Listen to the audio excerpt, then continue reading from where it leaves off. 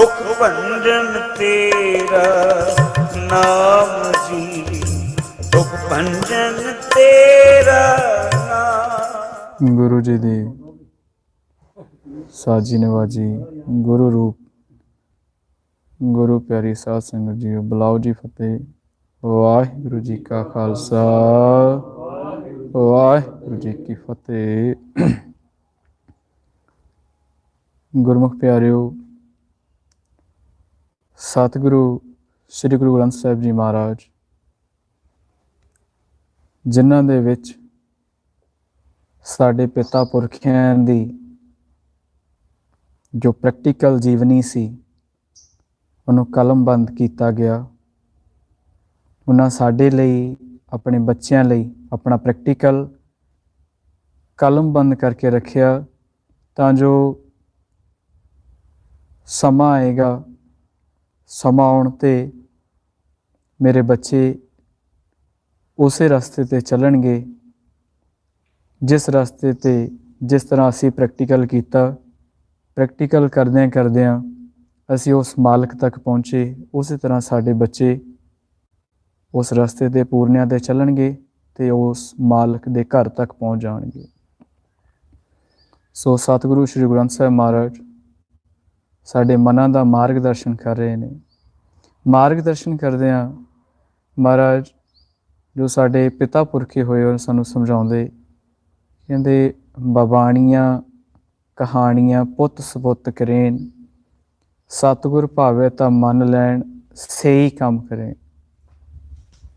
ਸੋ ਸਾਨੂੰ ਹੁਕਮ ਜੋ ਕੀਤਾ ਗਿਆ ਸੀ ਨਾਮ ਦਾ ਸੀ, ਪ੍ਰਾਣੀ ਏਕੋ ਨਾਮ ਧਿਆਓ ਆਪਣੀ ਪਤ ਸੇਤੀ ਕਰ ਜਾਓ। ਸੋ ਜੋ ਅਸੀਂ ਪਤ ਜੋ ਅਸੀਂ ਇੱਜ਼ਤ ਮਾਲਕ ਤੋਂ ਲੈ ਕੇ ਆਏ ਹਾਂ, ਅਸੀਂ ਉਸ ਪਤ ਨੂੰ ਲੈ ਕੇ ਆਪਣੇ ਘਰ ਵਾਪਸ ਜਾਣਾ ਹੁੰਦਾ ਹੈ। ਫਿਰ ਗੁਰਮੁਖ ਸਾਨੂੰ ਹੋਰ ਵੀ ਇਸ਼ਾਰਾ ਕਰਦੇ ਨੇ, ਸਾਨੂੰ ਸਮਝਾਉਂਦੇ ਨੇ ਬਾਣੀ ਦੇ ਵਿੱਚ। ਮਹਾਰਾਜ ਕਹਿੰਦੇ ਭਾਈ ਰੇ ਇਸ ਮਨ ਕੋ ਸਮਝਾਏ, ਇਹ ਮਨ ਆਲਸ ਕਿਆ ਕਰੇ ਗੁਰਮੁਖ ਨਾਮ ਤੇ ਆਏ। ਸੋ ਆਪਾਂ ਵੀ ਸਾਰੇ ਪਰਿਵਾਰ ਰਲ ਮਿਲ ਇਕੱਤਰ ਹੋਏ ਹਾਂ, ਜੋ ਸਾਨੂੰ ਮਹਾਰਾਜ ਨੇ ਹੁਕਮ ਕੀਤਾ। ਸੋ ਆਪਾਂ ਵੀ ਕੋਸ਼ਿਸ਼ ਕਰੀਏ, ਆਪਾਂ ਵੀ ਅਕਾਲ ਪੁਰਖ ਵਾਹਿਗੁਰੂ ਦੇ ਬੱਚੇ ਹਾਂ ਅਤੇ ਕੋਸ਼ਿਸ਼ ਕਰੀਏ ਆਪਾਂ ਵੀ ਉਸ ਮਾਲਕ ਦਾ ਨਾਮ ਦ੍ਰਿੜ ਕਰੀਏ। ਸੋ ਉਸੇ ਤਰ੍ਹਾਂ ਗੁਰੂ ਨਾਨਕ ਦੇਵ ਮਹਾਰਾਜ ਸਾਨੂੰ ਬਾਣੀ ਸਮਝਾਉਂਦੇ ਨੇ, ਕਹਿੰਦੇ ਸੁਣ ਮਨ, ਬੜੇ ਪਿਆਰ ਦੇ ਨਾਲ ਸਾਨੂੰ ਸਮਝਾ ਰਹੇ ਨੇ, ਮਿੱਤਰ ਕਹਿ ਰਹੇ ਨੇ, ਪਿਆਰਾ ਕਹਿ ਰਹੇ ਨੇ। ਮਹਾਰਾਜ ਦੱਸਦੇ ਨੇ ਸੁਣ ਮਨ ਮਿੱਤਰ ਪਿਆਰਿਆ ਮਿਲ ਵੇਲਾ ਹੈ ਇਹ। ਕਹਿੰਦੇ ਮਿਲਣਾ ਇਹ ਤੇਰਾ ਵੇਲਾ, ਭਈ ਪ੍ਰਾਪਤ ਮਾਨੁਖ ਦੇਹੁਰੀਆ ਗੋਬਿੰਦ ਮਿਲਣ ਕੀ ਇਹ ਤੇਰੀ ਬਰੀਆ। ਅਵਰ ਕਾਇ ਤੇਰਾ ਕਿਤੇ ਨਾ ਕਾਮ ਮਿਲ ਸਾਧ ਸੰਗਤ ਭਜ ਕੇਵਲ ਨਾਮ। ਮਹਾਰਾਜ ਦੱਸਦੇ ਸੁਣ ਮਨ ਮਿੱਤਰ ਪਿਆਰਿਆ ਮਿਲ ਵੇਲਾ ਹੈ ਇਹ, ਜਬ ਲਗ ਜੋਬਨ ਸਾਸ ਹੈ।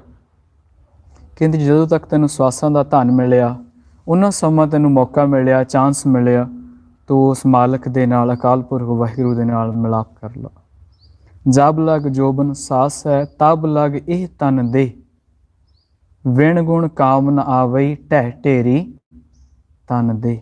ਕਹਿੰਦੇ ਜੇ ਉਸ ਮਾਲਕ ਦੇ ਨਾਮ ਦਾ ਗੁਣ ਇਸ ਮਨ ਰੂਪੀ ਬੱਚੇ ਨੂੰ ਨਾ ਮਿਲਿਆ ਤਾਂ ਇੱਕ ਦਿਨ ਐਸਾ ਆਏਗਾ ਜਦੋਂ ਸਵਾਸਾਂ ਦਾ ਦਿੱਤਾ ਫਿਰ ਬੇਪਤ ਹੋ ਕੇ ਇਸ ਦੁਨੀਆ ਤੋਂ ਲੈ ਕੇ ਜਾਣਾ ਉਹਨਾਂ ਜਮਾ ਨੇ। ਕਿਉਂਕਿ ਉਹਨਾਂ ਸਾਨੂੰ ਦੱਸਿਆ ਕਿ ਉਹ ਤਸ਼ੱਦਦ ਬੜੀ ਕਰਦੇ ਆ। ਉਸੇ ਤਰ੍ਹਾਂ ਕਬੀਰ ਸਾਹਿਬ ਸਾਨੂੰ ਬਾਣੀ ਦੱਸਦੇ, ਕਹਿੰਦੇ ਕਬੀਰ ਜਮ ਕਾ ਠੇਂਗਾ ਬੁਰਾ ਹੈ ਇਹ ਨਹੀਂ ਸਹਿਆ ਜਾਏ, ਏਕ ਜੋ ਸਾਧੂ ਮੋਹਿ ਮਿਲਿਓ ਅੰਤਰਲੀ ਉਪਤਾਰੇ। ਉਹ ਕਹਿੰਦੇ ਸਾਨੂੰ ਅੰਦਰਲਾ ਭੇਦ ਦੱਸਦਾ ਕਿ ਕਿਸ ਤਰ੍ਹਾਂ ਅਸੀਂ ਉਸ ਮਾਲਕ ਤੱਕ ਪਹੁੰਚਣਾ ਹੈ। ਸੋ ਆਓ ਆਪਾਂ ਵੀ ਆਪਣੇ ਅੰਦਰ ਉਤਰਨ ਦੀ ਕੋਸ਼ਿਸ਼ ਕਰੀਏ ਅਤੇ ਅੰਦਰ ਉਤਰਨ ਦੇ ਲਈ ਸਾਨੂੰ ਪ੍ਰੈਕਟੀਕਲ ਕਰਨਾ ਹੁੰਦਾ ਹੈ। ਸੋ ਹੁਣ ਜੇ ਆਪਾਂ ਦੁਨਿਆਵੀ ਤੌਰ 'ਤੇ ਆਪਾਂ ਕੋਸ਼ਿਸ਼ ਕਰਦੇ ਹਾਂ, ਇੱਕ ਬਾਹਰੀ ਉਦਾਹਰਣ ਆਪਾਂ ਗੁਰਮੁਖ ਪਿਆਰੇ ਆਪਾਂ ਤਾਂ ਲੈਂਦੇ ਹਾਂ ਕਿਉਂਕਿ ਅਸੀਂ ਦੁਨੀਆ 'ਤੇ ਆਏ ਹਾਂ, ਅਸੀਂ ਇਸ ਲੋਕ ਦੇ ਨਾਲ ਜੁੜੇ ਹਾਂ। ਲੋਕ ਦੀ ਜੋ ਭਾਸ਼ਾ ਹੈ ਉਹ ਹਵਾ ਨਾਲ ਸੰਬੰਧ ਰੱਖਦੀ ਹੈ, ਪੌਣ ਨਾਲ ਸੰਬੰਧ ਰੱਖਦੀ ਹੈ। ਮਹਾਰਾਜ ਦੱਸਦੇ ਪਵਨ ਬਿੰਬ ਅਗਨੇ ਕੀ ਬਾਣੀ। ਸੋ ਸਾਨੂੰ ਬਾਹਰੀ ਉਦਾਹਰਨ ਦੇ ਨਾਲ ਬੜੇ ਸਹਿਜੇ ਹੀ ਸਮਝ ਆ ਜਾਂਦਾ ਜੋ ਉਹ ਇਕੱਥ ਦਾ ਖੇਡ ਹੈ। ਸੋ ਆਪਾਂ ਵਿਚਾਰਨ ਦੀ ਕੋਸ਼ਿਸ਼ ਕਰਦੇ ਹਾਂ। ਸਾਰੇ ਹੀ ਗੁਰਮੁਖ ਸਮਝੇ ਹੋਏ ਨੇ ਜੋ ਭੇਦ ਲੈ ਰਹੇ ਨੇ ਤੇ ਜਿਨ੍ਹਾਂ ਨੂੰ ਮਾਲਕ ਨੇ ਇਹ ਮਨੁੱਖਾ ਦੇਹੀ ਦਿੱਤੀ ਆ। ਤੇ ਜਿਵੇਂ ਆਪਾਂ ਕਹੀਏ ਕਿ ਆਪਾਂ ਕੋਸ਼ਿਸ਼ ਕਰਦੇ ਹਾਂ ਕਿਸੇ ਖੂਹ ਦੇ ਵਿੱਚ ਉਤਰਨ ਦੀ, ਖੂਹ ਦੇ ਵਿੱਚ ਰੱਸਾ ਲਟਕਾ ਲਈਏ, ਰੱਸਾ ਲਟਕਾ ਕੇ ਆਪਾਂ ਉਤਰੀ ਜਾਈਏ ਸਹਿਜੇ ਸਹਿਜੇ, ਤਾਂ ਕਿ ਆਪਣਾ ਸਰੀਰ ਦਾ ਸੰਤੁਲਨ ਵੀ ਬਣਿਆ ਰਵੇ ਤੇ ਰੱਸੇ ਨਾਲੋਂ ਹੱਥ ਵੀ ਨਾ ਛੁੱਟੇ।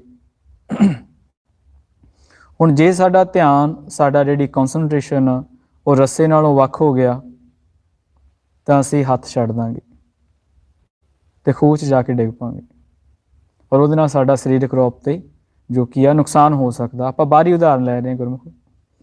ਸੋ ਇਸੇ ਤਰ੍ਹਾਂ ਹੁਣ ਜਿਹੜਾ ਇਹ ਸਾਡਾ ਸਰੀਰ ਆ, ਜਦੋਂ ਅਸੀਂ ਇਹਦੇ ਵਿੱਚ ਉਤਰਨਾ ਤਾਂ ਉਦੋਂ ਸਾਨੂੰ ਜਿਹੜਾ ਨਾਮ ਰੂਪੀ, ਸ਼ਬਦ ਰੂਪੀ ਜਿਹੜਾ ਰੱਸਾ, ਉਹਦੇ ਦੁਆਰਾ ਇਹਦੇ ਅੰਦਰ ਜਾਇਆ ਜਾ ਸਕਦਾ। ਕਿਉਂਕਿ ਸਰੀਰ ਦੇ ਵਿੱਚ ਐਂਟਰ ਕੀ ਕਰਦਾ? ਇੱਕੋ ਚੀਜ਼ ਐਂਟਰ ਕਰਦੀ ਆ, ਸਿਰਫ ਪਾਉਣ। ਜਿੱਥੇ ਮਹਾਰਾਜ ਦੱਸਿਆ ਇੱਕ ਸਾਡਾ ਤ੍ਰਿਕੁਟੀ ਦਾ ਹਿੱਸਾ, ਤ੍ਰਿਕੁਟੀ ਦੀ ਜੋ ਜਿੱਥੇ ਗੰਢ ਮਾਰੀ ਗਈ ਆ, ਇੱਕ ਸਾਡੀ ਨਾਭੀ।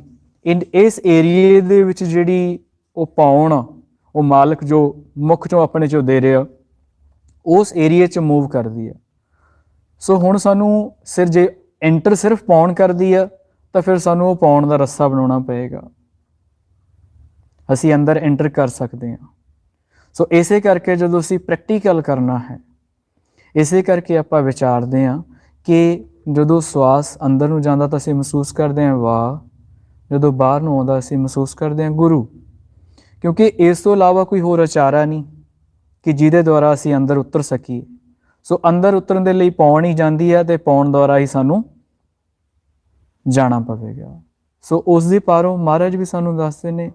ਹੁਣ ਅਸੀਂ ਧੁਨ ਦੇ ਵਿੱਚ ਧਿਆਨ ਲਾਉਂਦੇ ਹਾਂ, ਆਪਣੀ ਆਵਾਜ਼ ਦੇ ਵਿੱਚ ਧਿਆਨ ਲਾਉਂਦੇ ਹਾਂ, ਉਹ ਆਵਾਜ਼ ਨੂੰ ਬੜੇ ਪਿਆਰ ਦੇ ਨਾਲ, ਸਹਿਜ ਦੇ ਨਾਲ ਸੁਣਦੇ ਹਾਂ, ਨਾਲ ਦੀ ਨਾਲ ਸੁਣੀ ਜਾਂਦੇ ਹਾਂ। ਨਾਲ ਦੀ ਨਾਲ ਜਿਸ ਤਰ੍ਹਾਂ ਸਾਨੂੰ ਪ੍ਰੈਕਟੀਕਲ ਦੇ ਵਿੱਚ ਦੱਸਿਆ ਕਿ ਚੰਦ ਸੂਰਜ ਦੋਏ ਸਮ ਕਰ ਰੱਖੋ, ਬ੍ਰਹਮ ਜੋਤ ਮਿਲ ਜਾਊਂਗੋ। ਜਦੋਂ ਚੰਦ ਤੇ ਸੂਰਜ ਸਾਮਰ ਹੋ ਜਾਂਦੇ ਨੇ, ਜਿਸ ਤਰ੍ਹਾਂ ਬਾਣੀ ਦੇ ਵਿੱਚ ਸਾਨੂੰ ਜੋ ਖੱਬੀ ਸਾਈਡ ਆ ਉਹਨੂੰ ਚੰਦ ਦਾ ਜੋ ਇਸ਼ਾਰਾ ਕੀਤਾ ਮਾਲਕ ਨੇ, ਰਾਈਟ ਸਾਈਡ ਨੂੰ ਸੂਰਜ ਦਾ ਇਸ਼ਾਰਾ ਕੀਤਾ। ਜਦੋਂ ਇਹ ਸਮ ਹੋ ਜਾਂਦੇ ਨੇ ਤਾਂ ਅਸੀਂ ਬ੍ਰਹਮ ਦੇ ਵਿੱਚ, ਮਾਲਕ ਦੇ ਵਿੱਚ, ਪਿਤਾ ਦੇ ਵਿੱਚ, ਪਰਵਿਰਦਗਾਰ ਦੇ ਵਿੱਚ, ਗੋਬਿੰਦ ਦੇ ਵਿੱਚ ਇੱਕ ਹੋਣਾ ਸ਼ੁਰੂ ਹੋ ਜਾਂਦੇ। ਔਰ ਮਾਲਕ ਨੇ ਸਾਨੂੰ ਹੋਰ ਵੀ ਦੱਸਿਆ, ਕਹਿੰਦੇ ਵੀ ਇਹ ਜੋ ਮਾਇਆ ਹੈ, ਮਾਇਆ ਤੇ ਬ੍ਰਹਮ ਇੱਕ ਸੰਗ ਰਮੇ ਹੋਏ ਆ। ਫਿਰ ਇਹ ਕਿਵੇਂ ਹੋਏਗਾ? ਮਹਾਰਾਜ ਦੱਸਦੇ ਮਾਇਆ ਬ੍ਰਹਮ ਰਮੇ ਸਭ ਸੰਗ। ਹਾਂਜੀ, ਸੋ ਇਹਨੂੰ ਵੱਖ ਕਰਨ ਦੇ ਲਈ ਜੁਗਤੀ ਤਰੀਕਾ ਅਪਣਾਉਣਾ ਪੈਂਦਾ।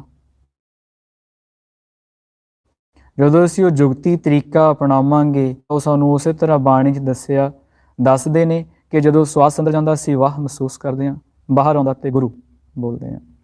ਤੇ ਸਾਹਮਣੇ ਜੋ ਆਪਾਂ ਪਹਿਲਾਂ ਵਿਚਾਰਨ ਦੀ ਕੋਸ਼ਿਸ਼ ਕੀਤੀ ਆ, ਪੌਣ ਜਿਹੜੀ ਹੈ ਤ੍ਰਿਕੁਟੀ ਤੋਂ ਲੈ ਕੇ ਉਹ ਜੋ ਜਿੱਥੇ ਸੰਗਮ ਬਣਦਾ ਉਸ ਤੋਂ ਲੈ ਕੇ ਘੁੰਮ ਕੇ ਨੀਚੇ ਨਾਭੀ ਤੱਕ ਜਾਂਦੀ ਆ, ਤਾਂ ਉਸੇ ਦੁਆਰਾ ਅਸੀਂ ਧੁਨ ਦੇ ਵਿੱਚ ਧਿਆਨ ਰੱਖਦਿਆਂ ਹੋਇਆਂ, ਆਪਣੀ ਆਵਾਜ਼ ਦੇ ਵਿੱਚ ਧਿਆਨ ਰੱਖਦਿਆਂ ਹੋਇਆਂ ਮਹਿਸੂਸ ਕਰਨਾ ਵਾਹ ਗੁਰੂ। ਪਹਿਲਾਂ ਅਸੀਂ ਬੋਲ ਕੇ ਸਿਮਰਨ ਕਰਦੇ ਹਾਂ। ਬੋਲ ਕੇ ਅਸੀਂ ਸਿਮਰਨ ਤਾਂ ਕਰਦੇ ਹਾਂ ਤਾਂ ਕਿ ਸਾਡਾ ਜੋ ਵਿਚਾਰਾਂ ਦਾ ਖੇਡ ਹੈ, ਜੋ ਸਾਡਾ ਮਨ ਹੈ, ਇਹ 360 ਡਿਗਰੀ ਤੇ ਗੁਰਮੁਖੋ ਮੂਵ ਕਰਦਾ, ਇੰਨੇ ਵਿਚਾਰ ਲੈਂਦਾ। ਇਹ 360 ਡਿਗਰੀ ਸਾਰਾ ਜੋ 3 ਡਾਇਮੈਂਸ਼ਨਸ ਨੇ ਉਹਨਾਂ ਨੂੰ ਆਪਾਂ 360 ਡਿਗਰੀ ਕਹਿ ਦਿੰਦੇ ਹਾਂ, ਉੱਪਰ ਥੱਲੇ ਖੱਬੇ ਸੱਜੇ ਅੱਗੇ ਪਿੱਛੇ ਇਹ ਮੂਵ ਕਰਦਾ। ਤਾਂ ਇਹਨੂੰ ਇਸ ਇੱਕ ਪੁਆਇੰਟ ਤੇ ਫੋਕਸ ਕਰਨ ਦੇ ਲਈ, ਇੱਕ ਪੁਆਇੰਟ ਤੇ ਲੈ ਕੇ ਆਉਣ ਦੇ ਲਈ, ਜਿਹਨੂੰ ਆਪਾਂ ਸੁਰਤੀ ਕਹਿੰਦੇ ਆ, ਇੱਕ ਸੁਰਤੀ ਨੂੰ ਇਕੱਠਾ ਕਰਨ ਦੇ ਲਈ ਤਾਂ ਆਪਾਂ ਨੂੰ ਕੀ ਹੈ ਸਿਮਰਨ ਕਰਨਾ ਪੈਂਦਾ। ਕਿਉਂਕਿ ਮਨ ਇਹੋ ਜਿਹਾ ਇੱਕ ਸਾਰਾ ਦਿਨ ਕੋਈ ਨਾ ਕੋਈ ਕਾਰਜ ਕਰਦਾ ਰਹਿੰਦਾ। ਕੋਈ ਇਹਨੇ ਵਿਚਾਰ ਲੈ ਲਿਆ, ਅਗਰ ਇਹ ਇਸ ਘਰ ਦਾ ਕਾਰਜ ਨਹੀਂ ਕਰੂਗਾ ਤਾਂ ਲੋਕ ਦਾ ਕਾਰਜ ਕਰੂਗਾ। ਸੋ ਆਪਾਂ ਪ੍ਰੈਕਟੀਕਲ ਜਦੋਂ ਕਰਦੇ ਹਾਂ ਤਾਂ ਉਧਰੋਂ ਹਟਾ ਕੇ ਅਸੀਂ ਇੱਧਰ ਲੈ ਕੇ ਆਉਂਦੇ ਹਾਂ। ਉਸੇ ਤਰ੍ਹਾਂ ਸਾਨੂੰ ਬਾਣੀ ਦੇ ਵਿੱਚ ਦੱਸਿਆ ਕਿ ਜਿਨ੍ਹਾਂ ਨੂੰ ਸੋਝੀ ਨਹੀਂ ਹੁੰਦੀ, ਸਮਝ ਨਹੀਂ ਹੁੰਦੀ, ਤਾਂ ਮਾਰੇ ਬਾਣੀ ਦੱਸਦੇ ਨੇ ਆਹਰ ਸਭ ਕਰਤਾ ਫਿਰੇ ਆਹਰ ਇੱਕ ਨਾ ਹੋਏ। ਕਹਿੰਦੇ ਬਾਕੀ ਸਾਰੇ ਆਰ ਕਰਦੇ ਫਿਰਦੇ ਆ, ਇਹ ਮਾਲਕ ਦੇ ਰਸਤੇ ਦਾ ਆਰ ਨਹੀਂ ਕੋਈ ਕਰਦਾ, ਤੇ ਉਹੀ ਆਰ ਆਪਾਂ ਕਰਨਾ। ਤੇ ਜਦੋਂ ਅਸੀਂ ਆਵਾਜ਼ ਦੇ ਨਾਲ ਮਿਲ ਕੇ ਸਿਮਰਨ ਕਰਦੇ ਆ, ਫਿਰ ਮਾਲਕ ਐਡਾ ਵੱਡਾ ਸਾਨੂੰ ਖਜ਼ਾਨਾ ਬਖਸ਼ਦੇ ਆ। ਫਿਰ ਆਪਣਾ ਮਾਲਕ ਅਕੱਥ ਹੈ, ਮਾਲਕ ਅਗੰਮ ਹੈ, ਤੋ ਆਪਣਾ ਭੇਦ ਸਾਨੂੰ ਦੇ ਦਿੰਦੇ ਆ। ਫਿਰ ਮਹਾਰਾਜ ਦੱਸਦੇ ਨੇ, ਮਹਾਰਾਜ ਕਹਿੰਦੇ ਧੁਨ ਮੈਂ ਧਿਆਨ ਮੈਂ ਜਾਣਿਆ, ਗੁਰਮੁਖ ਅਕੱਥ ਕਹਾਣੀ। ਅਕੱਥ ਦਾ ਭੇਦ ਆ ਜਾਂਦਾ। ਫਿਰ ਹੋਰ ਵੀ ਸਾਨੂੰ ਸੌਖਾ ਕਰਕੇ ਦੱਸਦੇ ਨੇ, ਕਹਿੰਦੇ ਮਾਲਕ ਅਗੰਮ।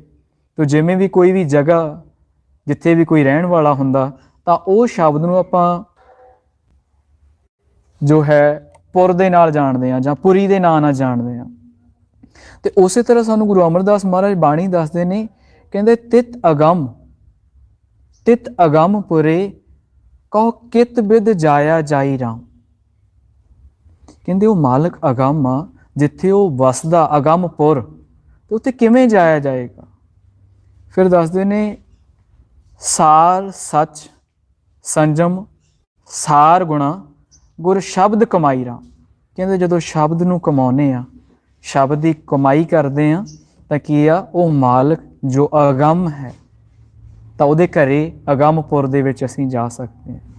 ਸੋ ਆਓ ਆਪਾਂ ਵੀ ਸਾਰਾ ਪਰਿਵਾਰ ਰਲ ਕੇ ਕੋਸ਼ਿਸ਼ ਕਰੀਏ ਕਿ ਸਿਮਰਨ ਦੁਆਰਾ ਹੀ ਸਾਡਾ ਜਿਹੜਾ ਵਿਚਾਰਾਂ ਦਾ, ਜਿਹੜਾ ਸਾਡੀ ਕੌਨਸਨਟ੍ਰੇਸ਼ਨ ਆ, ਉਹਨੂੰ ਫੋਕਸ ਕੀਤਾ ਜਾ ਸਕਦਾ। ਕਿਉਂਕਿ ਜਿਹੜੀ ਅਕੱਥ ਦੀ ਕਹਾਣੀ ਆ, ਬੇਸਿਕਲੀ ਇੱਕ ਗਾਈਡਲਾਈਨ ਆ, ਇੱਕ ਸਰਲ ਤਰੀਕੇ ਦੇ ਨਾਲ ਆਪਾਂ ਸਾਰਾ ਪਰਿਵਾਰ ਵਿਚਾਰਦੇ ਹਾਂ। ਕੋਈ ਕਿਸੇ ਨੂੰ ਸਮਝਾ ਨਹੀਂ ਸਕਦਾ। ਬਾਣੀ ਸਾਰਾ ਜੋ ਕੀ ਆ ਸੰਸਾਰ ਪੜ੍ਹ ਰਿਹਾ, ਸਮਝਾਉਣਾ ਵੱਸ ਦੀ ਗੱਲ ਨਹੀਂ ਹੈ ਗੁਰਮੁਖੋ। ਪਰ ਇੰਨੀ ਗੱਲ ਜ਼ਰੂਰ ਆ ਵੀ ਜਦੋਂ ਪਰਿਵਾਰ ਦੇ ਇੱਕ ਮੈਂਬਰ ਨੂੰ, ਆਪਾਂ ਸਾਰੇ ਇੱਕ ਪਰਿਵਾਰ ਆ ਇਨਸਾਨੀਅਤ ਤੌਰ ਤੇ ਜਦੋਂ ਇੱਕ ਪਰਿਵਾਰ ਦੇ ਇੱਕ ਮੈਂਬਰ ਨੂੰ ਜੇ 5% ਵੀ ਕੋਈ ਗਿਆਨ ਮਿਲ ਜੇ ਤਾਂ ਅਸਲੀ ਗਿਆਨ ਜਾਂ ਅਸਲੀ ਪਿਆਰ ਉਹੀ ਹੁੰਦਾ ਕਿ ਉਹ 5% ਵੀ ਬਾਕੀਆਂ ਦੇ ਨਾਲ ਸ਼ੇਅਰ ਕਰ ਲਿਆ ਜਾਵੇ, ਤਾਂ ਕਿ ਜੋ ਬਾਕੀਆਂ ਕੋਲੇ ਹੋ ਸਕਦਾ ਉਹ 2% ਹੀ ਹੋਵੇ ਔਰ ਹੋ ਸਕਦਾ 10% ਹੋਵੇ। ਜਦੋਂ ਗਿਆਨ ਦਾ ਇਹ ਆਦਾਨ ਪ੍ਰਦਾਨ ਹੁੰਦਾ ਤਾਂ ਅਸੀਂ ਮਾਲਕ ਦੇ ਰਸਤੇ ਤੇ ਜੋ ਪ੍ਰੈਕਟੀਕਲ ਰਸਤਾ ਉਹਦੇ ਤੇ ਅੱਗੇ ਵੱਧਦੇ ਹਾਂ। ਸੋ ਇਹ ਅਸੀਂ ਗਿਆਨ ਲੈਂਦੇ ਹਾਂ ਪਹਿਲਾਂ। ਜਦੋਂ ਗਿਆਨ ਲੈ ਕੇ ਅਸੀਂ ਅਖੀਰ ਨੂੰ ਅਸੀਂ ਪਹੁੰਚਣਾ ਕਿੱਥੇ ਆ, ਪ੍ਰੈਕਟੀਕਲ ਤੱਕ। ਜਦੋਂ ਸਾਡਾ ਅਸੀਂ ਵਿਚਾਰਾਂ ਤੋਂ ਰਹਿਤ ਹੋ ਜਾਂਦੇ, ਵਿਚਾਰਾਂ ਤੋਂ ਰਹਿਤ ਹੋ ਕੇ ਪਹਿਲਾਂ ਗਿਆਨ ਲੈਂਦੇ, ਗਿਆਨ ਤੋਂ ਬਾਅਦ ਅਸੀਂ ਧਿਆਨ ਚਲੇ ਜਾਂਦੇ। ਔਰ ਧਿਆਨ ਦੇ ਵਿੱਚ ਪਹੁੰਚਣ ਦੇ ਲਈ ਸਾਡਾ ਜੋ ਬੇਸ ਆ ਉਹ ਸਟਰੋਂਗ ਹੋਣਾ ਚਾਹੀਦਾ। ਜੇ ਬੇਸ ਸਟਰੋਂਗ ਨਹੀਂ ਹੋਊਗਾ ਤਾਂ ਸਾਡਾ ਮਨ ਥਿੜਕੇਗਾ। ਜਦੋਂ ਇਹ ਅਰਧ ਤੋਂ ਉਰਧ ਵਾਲੇ ਪਾਸੇ ਜਾਏਗਾ, ਲੋਕ ਤੋਂ ਪਰਲੋਕ ਵਾਲੇ ਪਾਸੇ ਜਾਏਗਾ, ਇਸ ਦੇਸ਼ ਤੋਂ ਉਸ ਦੇਸ਼ ਵਿੱਚ ਜਾਏਗਾ ਤਾਂ ਇਹ ਮਨ ਥਿੜਕੇਗਾ। ਸੋ ਇਸੇ ਕਰਕੇ ਸਾਨੂੰ ਪ੍ਰੈਕਟੀਕਲ ਕਰਨਾ ਜ਼ਰੂਰੀ ਆ। ਸੋ ਆਓ ਆਪਾਂ ਵੀ ਸਾਰਾ ਪਰਿਵਾਰ ਕੋਸ਼ਿਸ਼ ਕਰੀਏ, ਉਸ ਅਕਾਲ ਪੁਰਖ ਵਾਹਿਗੁਰੂ ਨੂੰ ਆਵਾਜ਼ ਮਾਰੀਏ ਤਾਂ ਕਿ ਸਾਡਾ ਵੀ ਜੋ ਮਨ ਹੈ ਉਹ ਥਿਰ ਹੋ ਜਾਏ ਤੇ ਉਹ ਵੀ ਉੱਥੇ ਬੈਠੇ ਜਿੱਥੇ ਮਹਾਰਾਜ ਨੇ ਕਿਹਾ ਥਿਰ ਕਰ ਬੈਸੋ ਹਰ ਜਨ ਪਿਆਰੇ, ਸਤਿਗੁਰ ਤੁਮਰੇ ਕਾਜ ਸਵਾਰੇ। ਸੋ ਆਓ ਆਪਾਂ ਵੀ ਕੋਸ਼ਿਸ਼ ਕਰੀਏ, ਜੋ ਸਿਮਰਨ ਕਰਦੇ ਹਾਂ ਆਪਣੀ ਆਵਾਜ਼ ਨੂੰ ਆਪਣੇ ਹੀ ਕੰਨਾਂ ਦੇ ਨਾਲ ਸੁਣਨਾ।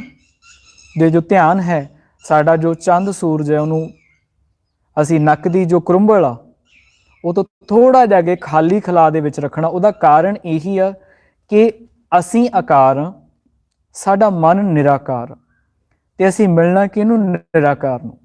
ਸੋ ਫਿਰ ਅਸੀਂ ਜੋ ਧਿਆਨ ਆ, ਫੋਕਸ ਆ, ਉਹ ਅਸੀਂ ਆਕਾਰ ਨਹੀਂ ਰੱਖ ਸਕਦੇ। ਸੋ ਇਸੇ ਕਰਕੇ ਅਸੀਂ ਜਿਹੜਾ ਸਾਡਾ ਫੋਕਸ ਆ, ਸਾਡੀ ਸੁਰਤੀ ਆ, ਉਹ ਅਸੀਂ ਨਿਰਾਕਾਰ ਦੇ ਵਿੱਚ ਰੱਖਣ ਦੀ ਕੋਸ਼ਿਸ਼ ਕਰਨੀ ਹੈ ਤੇ ਆਪਣੀ ਆਵਾਜ਼ ਨੂੰ ਸਹਿਜੇ ਸਹਿਜੇ ਆਪ ਹੀ ਸੁਣੀ ਜਾਣਾ। ਔਰ ਮਾਲਕ ਨੂੰ ਆਵਾਜ਼ ਇੰਨੇ ਪਿਆਰ ਦੇ ਨਾਲ, ਠਰਮੇ ਦੇ ਨਾਲ ਆਵਾਜ਼ ਮਾਰਨੀ ਆ ਤਾਂ ਕਿ ਉਹ ਪਿਤਾ ਉਹ ਸਦਾ ਹਜ਼ੂਰ ਆ, ਪਰ ਉਹ ਸਾਡੀ ਜੋ ਆਵਾਜ਼ ਆ ਉਹਨੂੰ ਸੁਣ ਲੈਣ ਕਿ ਮੇਰਾ ਬੱਚਾ ਸੱਚੇ ਦਿਲੋਂ ਮੈਨੂੰ ਆਵਾਜ਼ ਮਾਰ ਰਿਹਾ। ਸੋ ਆਓ ਆਪਾਂ ਵੀ ਸਾਰਾ ਪਰਿਵਾਰ ਕੋਸ਼ਿਸ਼ ਕਰੀਏ, ਉਸ ਪਿਤਾ ਨੂੰ, ਅਕਾਲ ਪੁਰਖ ਵਾਹਿਗੁਰੂ ਨੂੰ ਆਵਾਜ਼ ਮਾਰੀਏ। ਸੋ ਕਰੋ ਜੀ ਸ਼ੁਰੂ। ਵਾਹਿਗੁਰੂ ਵਾਹਿਗੁਰੂ ਵਾਹਿਗੁਰੂ ਵਾਹਿਗੁਰੂ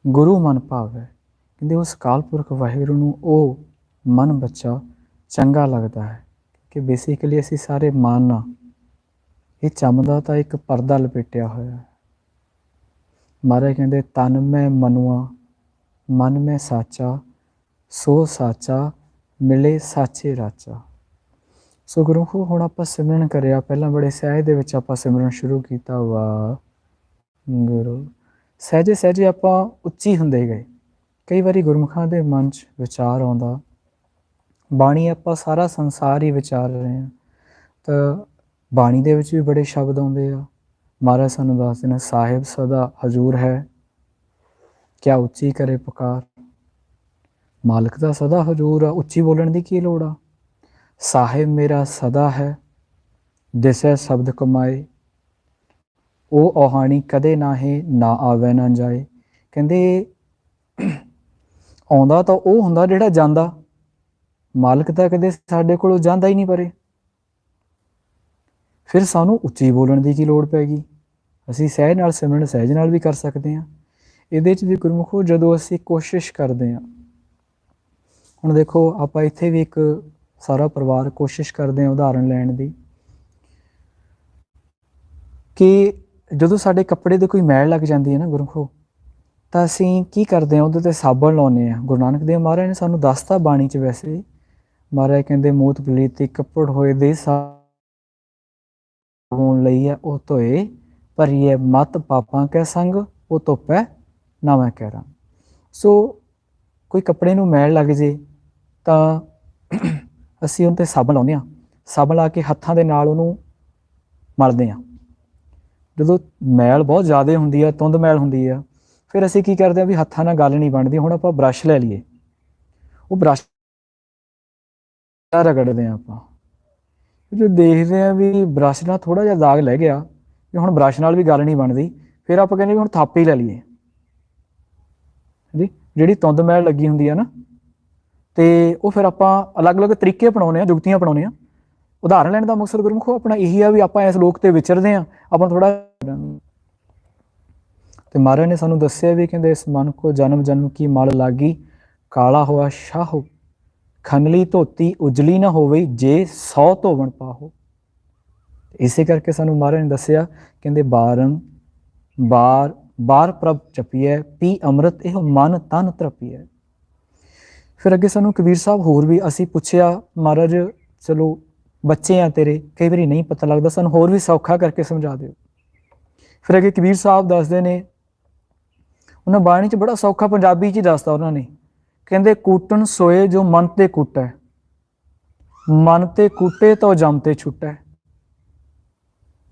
ਫਿਰ ਅੱਗੇ ਹੋਰ ਵੀ ਦੱਸਦੇ, ਕਹਿੰਦੇ ਕੁੱਟ ਕੁੱਟ ਮਨ ਕਸਵੱਟੀ ਲਾਵੈ। ਕਹਿੰਦੇ ਜਦੋਂ ਇਹਨੂੰ ਕੁੱਟਦੇ ਹਾਂ ਸਾਡਾ ਟਿਕਾ ਬਣਦਾ, ਫਿਰ ਅਸੀਂ ਕਸਵੱਟੀ ਤੇ ਲਾ ਕੇ ਦੇਖਦੇ ਹਾਂ ਇਹ ਮਾਲਕ ਦੇ ਉੱਤੇ ਬੈਠਦਾ ਕਿ ਨਹੀਂ ਬੈਠਦਾ, ਕਿ ਹਜੇ ਵੀ ਭੱਜ ਰਿਹਾ। ਉੱਚੀ ਸਿਮਰਨ ਕਰਨ ਦਾ ਗੁਰਮੁਖੋ ਮਕਸਦ ਸਾਡਾ ਇਹੀ ਹੁੰਦਾ। ਹੋਰ ਮਾਲਕ ਤਾਂ ਸਦਾ ਹੀ ਸਾਡੇ ਅੰਗ ਸੰਗੇ ਆ, ਸਦਾ ਅੰਗ ਸੰਗੇ, ਦੁਕਾਲੰਗ ਪ੍ਰਣਾਸੀ ਦਇਆਲੰਗ ਸਰੂਪੇ, ਸਦਾ ਅੰਗ ਸੰਗੇ ਅਪੰਗੰਗ ਵਿਭੂਤੇ। ਮਾਲਕ ਤਾਂ ਸਦਾ ਹੀ ਨੇੜੇ ਆ, ਪਰ ਅਸੀਂ ਦੂਰ ਹਾਂ, ਅਸੀਂ ਬਾਹਰ ਮੁਖੀ ਹੋ ਗਏ, ਅਸੀਂ ਅੰਤਰਮੁਖੀ ਹੋਣਾ ਸੀ। ਜਿਵੇਂ ਅਸੀਂ ਅੰਤਰਮੁਖੀ ਹੁੰਦੇ ਹਾਂ, ਸਾਡਾ ਮਨ, ਮਾਲਕ ਸਾਡੇ ਨੇੜੇ ਆ, ਪਰ ਅਸੀਂ ਆਪਣੇ ਆਪ ਤੋਂ ਦੂਰ ਚਲੇ ਗਏ। ਸਾਡੀ ਕੌਨਸੈਂਟਰੇਸ਼ਨ, ਸਾਡਾ ਧਿਆਨ ਉਹ ਆਪਣੇ ਆਪ ਤੋਂ ਸਾਡੇ ਤੋਂ ਦੂਰ ਚਲਾ ਗਿਆ। ਧਿਆਨ ਦੂਰ ਹੋਣ ਦੀ ਇੱਕ ਬੜੀ ਸੌਖੀ ਜਿਹੀ ਆਪਾਂ ਉਦਾਹਰਨ ਲੈ ਸਕਦੇ ਹਾਂ। 3 ਸਰੀਰ ਖੜੇ ਗੱਲਾਂ ਕਰਦੇ ਹੋਣ, ਉਹਨਾਂ ਚੋਂ ਇੱਕ ਕੋਈ ਕਿਸੇ ਦਾ ਧਿਆਨ ਅਲੱਗ ਪਾਸੇ ਚਲਾ ਜਾਵੇ ਨਾ, ਤਾਂ ਨਾਲ ਹੀ ਕਹਿੰਦਾ ਭਾਈ ਸਾਹਿਬ ਮੈਨੂੰ ਦੁਬਾਰਾ ਦੱਸਿਓ। ਸਰੀਰ ਕੋਲ ਹੀ ਖੜਾ, ਪਰ ਉਹ ਫਿਰ ਵੀ ਕਹਿੰਦਾ ਗੱਲ ਸੁਣ ਵੀ ਗਈ ਪਰ ਸਮਝ ਨਹੀਂ ਆਈ, ਕਿਉਂਕਿ ਜਿਹਨੇ ਸੁਣਨੀ ਸੀ, ਜਿਹਨੇ ਕੈਚ ਕਰਨੀ ਸੀ, ਜਿਹਨੇ ਗ੍ਰਾਸਪ ਕਰਨੀ ਸੀ ਗੱਲ, ਉਹ ਐਬਸੈਂਟ ਸੀ, ਉਹ ਕਿਤੇ ਦੂਰ ਚਲਾ ਗਿਆ ਸੀ। ਇਸੇ ਕਰਕੇ ਗੁਰਮੁਖੋ ਖੇਡ ਜੋ ਇਹ ਸਾਰਾ ਮਨ ਦਾ, ਤਨ ਦਾ ਨਹੀਂ ਆ, ਕਿਉਂਕਿ ਜਿਹੜਾ ਤਨ ਆ ਇਹ ਨਾਸ਼ਵਾਨ ਆ, ਇਸ ਲੋਕ ਦੇ ਵਿੱਚ ਪੈਦਾ ਹੋਇਆ, ਇਸ ਲੋਕ ਦੇ ਵਿੱਚ ਹੀ ਰਹਿ ਜਾਣਾ। ਕਿਉਂਕਿ ਮਹਾਰਾਜ ਨੇ ਬਾਣੀ ਦੇ ਵਿੱਚ ਸਾਨੂੰ ਬੜਾ ਸੌਖਾ ਕਰਕੇ ਸਮਝਾਇਆ, ਕਹਿੰਦੇ ਮਾਂ ਕੀ ਰਕਤ ਪਿਤਾ ਬਿੰਦ ਧਾਰਾ, ਮੂਰਤ ਸੂਰਤ ਘਰ ਅਪਾਰਾ। ਕਹਿੰਦੇ ਮਾਤਾ ਤੇ ਪਿਤਾ ਦੇ ਸੰਮੇਲਨ ਦੇ ਨਾਲ ਇਹ ਸਰੀਰ ਪੈਦਾ ਹੋਇਆ, ਇਸ ਲੋਕ ਤੇ ਹੀ ਪੈਦਾ ਹੋਇਆ ਤੇ ਲੋਕ ਤੇ ਹੀ ਰਹਿ ਜਾਣਾ। ਸੋ ਇਸੇ ਕਰਕੇ ਜੋ ਖੇਡ ਆ, ਜੋ ਅੱਗੇ ਅਗਲਾ ਖੇਡ ਆ। ਹੁਣ ਬਹੁਤ ਗਿਣਤੀ ਜੀਵ ਇੱਕ ਹੀ ਸੋਚਦੇ ਆ, ਕਹਿੰਦੇ ਇਹ ਜੱਗ ਮਿੱਠਾ, ਅਗਲਾ ਕਿਹਨੇ ਡਿੱਠਾ। ਕਹਿੰਦੇ ਵੀ ਠੀਕ ਆ, ਇੱਥੇ ਰਹਿੰਦੇ ਆ, ਤੇ ਅਗਲਾ ਕਿਹਨੇ ਦੇਖਿਆ ਕੀ ਹੋਣਾ। ਤੇ ਪਰ ਜਦੋਂ ਆਪਾਂ ਬਾਣੀ 'ਚ ਪੜ੍ਹਦੇ ਆ, ਆਪਾਂ ਡੇਲੀ ਰੂਟੀਨ ਦੇ ਵਿੱਚ ਪੜ੍ਹੀ ਜਾਂਦੇ ਆ, ਤੇ ਸਾਨੂੰ ਕੀਰਤਨ ਸੋਹਿਲਾ 'ਚ ਮਹਾਰਾਜ ਦੱਸਦੇ ਨੇ, ਕਹਿੰਦੇ ਇਹਾਂ ਖਾਟ ਚੱਲੋ ਹਰ ਲਾਹਾ, ਆਗੈ ਬਸਨ ਸੁਹੇਲਾ। ਕਹਿੰਦੇ ਇੱਥੇ ਲਾਹਾ ਖੱਟ ਕੇ ਚੱਲੋ, ਅੱਗੇ ਬਸਣਾ ਜਿਹੜਾ ਸੌਖਾ ਹੋ ਜਾਏਗਾ। ਉਸ ਲੋਕ ਦੇ ਵਿੱਚ, ਉਸ ਘਰ ਦੇ ਵਿੱਚ ਆਉਣਾ ਜਾਣਾ ਬਣਾ ਲਓ, ਉਸ ਸਥਿਰ ਘਰ ਦੇ ਵਿੱਚ, ਨਿਜ ਮਹਿਲ ਦੇ ਵਿੱਚ ਆਉਣਾ ਜਾਣਾ ਬਣਾ ਲਓ। ਫਿਰ ਉੱਥੇ ਬਸਣਾ, ਜਿੱਥੇ ਅਸੀਂ ਸਦੀਵੀ ਚਲੇ ਜਾਣਾ, ਉੱਥੇ ਆਉਣਾ ਜਾਣਾ ਬਣਿਆ ਹੋਊਗਾ, ਤਾਂ ਸਾਨੂੰ ਸਾਰੇ ਰਸਤੇ, ਮੋੜ ਘੋੜ, ਘੁੰਡੀਆਂ, ਨਿਸ਼ਾਨੀਆਂ ਸਾਨੂੰ ਸਾਰੀਆਂ ਪਤਾ ਹੋਣਗੀਆਂ। ਫਿਰ ਹੋਰ ਵੀ ਸੌਖਾ ਕਰਕੇ ਸਾਨੂੰ ਸਮਝਾਉਂਦੇ ਨੇ ਬਾਣੀ ਦੇ ਵਿੱਚ, ਕਹਿੰਦੇ ਵੀ ਜਿਸ ਤਰ੍ਹਾਂ ਸਾਡੀਆਂ ਜੋ ਸਾਰੀਆਂ ਸੁਰਤੀਆਂ ਨੇ, ਉਹਨਾਂ ਨੂੰ ਇਸਤਰੀ ਰੂਪ ਦੇ ਵਿੱਚ ਸੰਬੋਧਨ ਕੀਤਾ ਗਿਆ। ਭਲਾ ਜੋ ਚੰਮ ਦਾ ਕੱਪੜਾ, ਭਲਾ ਉਹ ਮਰਦ ਦਾ, ਭਲਾ ਔਰਤ ਦਾ, ਪਰ ਸੁਰਤੀਆਂ ਸਾਰੀਆਂ ਜੋ ਇਸਤਰੀ ਮੰਨੀਆਂ ਗਈਆਂ ਨੇ, ਇੱਕ ਪਤੀ, ਇੱਕ ਪਰਮੇਸ਼ਰ ਪਿਤਾ, ਉਹ ਅਕਾਲ ਪੁਰਖ ਵਾਹਿਗੁਰੂ ਆਪ। ਫਿਰ ਉਹਦੇ ਹੋਰ ਵੀ ਸਾਨੂੰ ਸੌਖਾ ਕਰਕੇ ਮਹਾਰਾਜ ਸਮਝਾਉਂਦੇ ਨੇ, ਕਹਿੰਦੇ ਪਈਏ ਪਈੜੇ ਸ਼ੌ ਸੇਵਤੁ ਸਾਹੁਰੜੇ ਸੁਖ ਬਸ। ਕਹਿੰਦੇ ਇਹ ਤੁਸੀਂ, ਆਪਾਂ ਪੇਕਿਆਂ ਦੇ ਘਰੇ ਆਏ ਆ, ਇੱਕ ਨਾ ਇੱਕ ਦਿਨ ਜਿਵੇਂ ਧੀ ਨੇ ਸਹੁਰੇ ਜਾਣਾ ਹੁੰਦਾ, ਤਾਂ ਇੱਕ ਦਿਨ ਆਪਾਂ ਵੀ ਇਸ ਲੋਕ ਨੂੰ ਛੱਡ ਕੇ ਜਾਣਾ, ਤਾਂ ਸਹੁਰੇ ਵਸਣਾ ਸੌਖਾ ਹੋ ਜਾਊਗਾ ਜੇ ਉੱਥੋਂ ਦਾ ਗਿਆਨ ਲਿਆ ਹੋਊਗਾ। ਉਸੇ ਤਰ੍ਹਾਂ ਜਿਵੇਂ ਬੱਚੀ ਨੂੰ ਪੂਰਾ ਗਿਆਨ ਹੋਵੇ ਕੰਮ ਕਾਜ ਦਾ, ਤਾਂ ਫਿਰ ਉਹ ਆਪਣੇ ਸਹੁਰੇ ਘਰ ਜਾ ਕੇ ਉਹਨੂੰ ਕੋਈ ਪਰੇਸ਼ਾਨੀ ਨਹੀਂ ਆਉਂਦੀ।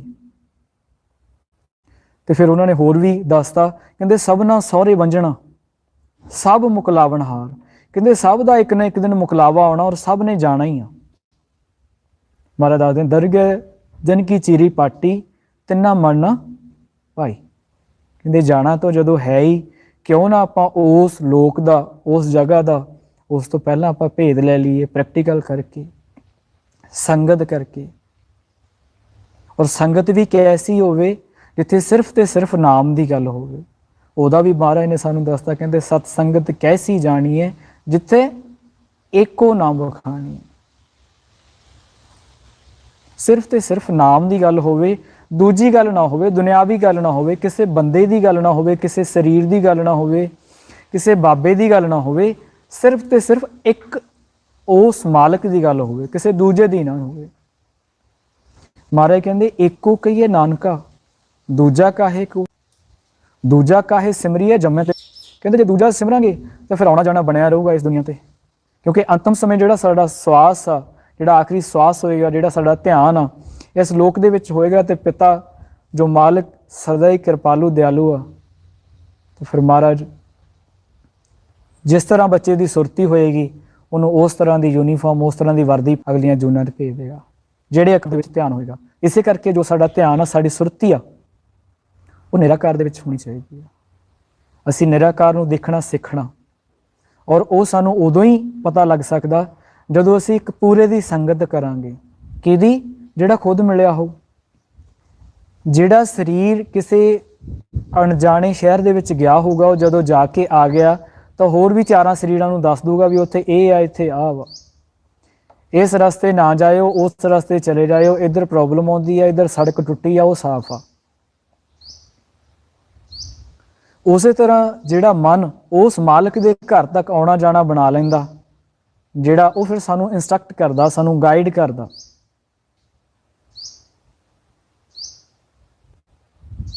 ਤੇ ਇਸੇ ਕਰਕੇ ਸਾਨੂੰ ਜੋ ਰਸਤੇ ਨੇ,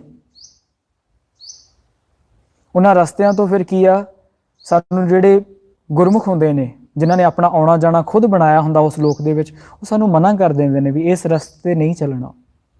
ਇਸ ਰਸਤੇ ਤੇ ਜਦੋਂ ਤੁਸੀਂ ਚੱਲਣਾ ਤੇ ਹੁਕਮ ਦੇ ਵਿੱਚ ਰਹਿ ਕੇ ਚੱਲਣਾ। ਦੱਸਦੇ ਨੇ, ਕਹਿੰਦੇ ਜਿਹ ਪੈਂਡੇ ਲੁੱਟੀ ਪਨਿਹਾਰੀ, ਤੇ ਮਾਰਗ ਸੰਤਨ ਦੁਰਾਰੀ। ਜੋ ਰਸਤੇ ਦੋ ਸੀ, ਲਿਵ ਤੇ ਧਾਤ ਦਾ ਰਸਤਾ ਸੀ। ਮਹਾਰਾਜ ਨੇ ਦੱਸਿਆ, ਲਿਵ ਧਾਤ ਦੋਇ ਰਾਹ ਹੈ, ਹੁਕਮੀ ਕਾਰ ਕਮਾਏ।